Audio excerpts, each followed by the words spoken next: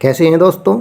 और अब घड़ी आ गई है अभ्यास प्रश्न पत्र के उत्तरों की, जो आपने लिख लिए होंगे, कर लिया होगा इस अभ्यास प्रश्न पत्र को। अब इसको चेक करना है कि उत्तर इसके क्या हैं, गलत हैं आपने किए या सही किए, तो यहाँ पर आप चेक कर सकते हैं। शुरुआत करेंगे।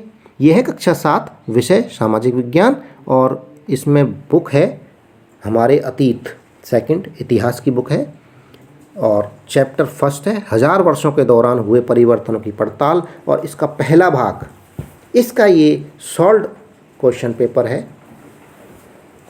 तो पहला प्रश्न आ गया बहुविकल्पात्मक प्रश्न।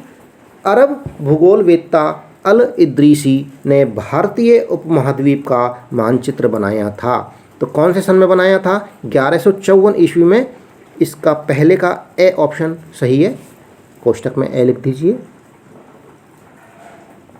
दूसरा प्रश्न है कुरान शरीफ को धर्म ग्रंथ मानते हैं। तो कौन से धर्म के लोग इसको धर्म ग्रंथ मानते हैं? मुसलमान। तो दूसरे का सही ऑप्शन है बे।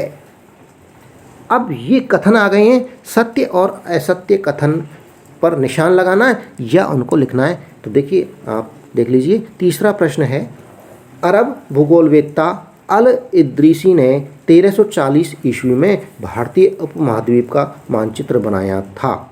तो इसने मानचित्र जो बनाया था वो 1340 में नहीं बल्कि 1154 ईस्वी में बनाया था। इसलिए ये कथन सही नहीं है, ये गलत कथन है, इसलिए हमने लिख दिया असत्य। लाल रंग का जो ब्रैकेट के अंदर लिखा हुआ है ये इसका सही उत्तर है। अगला प्रश्न है चौथा। इतिहासकार मध्य युग के बारे में सूचना एकत्रित करने के लिए अभी भी सिक्कों, शिलालेखों, स्थापत्य तथा लिखित सामग्री पर निर्भर करते हैं। ये कथन सही है बिल्कुल, इसलिए इसमें लिख दिया है सत्य।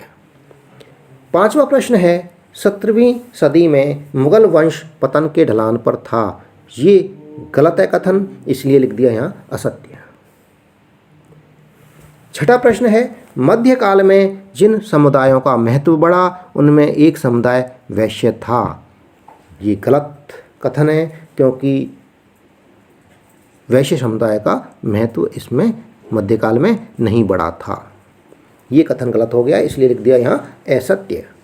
सातवां प्रश्न है मध्य युग में किसी गांव में आने वाला कोई भी अनजाना व्यक्ति जो उस समाज या संस्कृति का अंग नहीं हो विदेशी कहलाता था। ये कथन सही है बिल्कुल, तो यहाँ लिख दिया सत्य।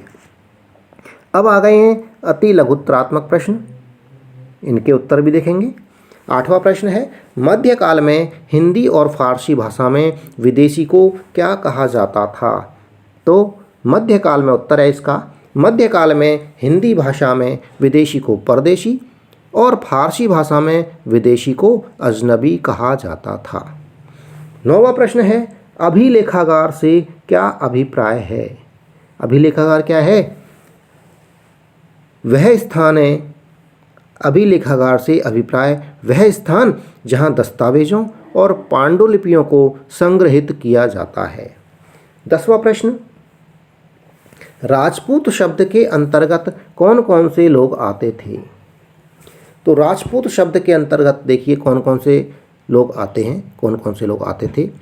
राजपूत शब्द के अंतर्गत राजा तथा सामंत वर्ग के साथ साथ वे सैनिक व सेनापति भी आते थे जो शासकों की सेनाओं में सेवारत थे। इसी के साथ में ये वीडियो समाप्त हुआ। जो चैनल पर नए हैं वो चैनल को सब्सक्राइब कर लें। हमारे चैनल का नाम है गर्ग एजुकेशन टेक, और वीडियो पसंद आ रहा है तो वीडियो को लाइक कर लें। धन्यवाद, थैंक यू।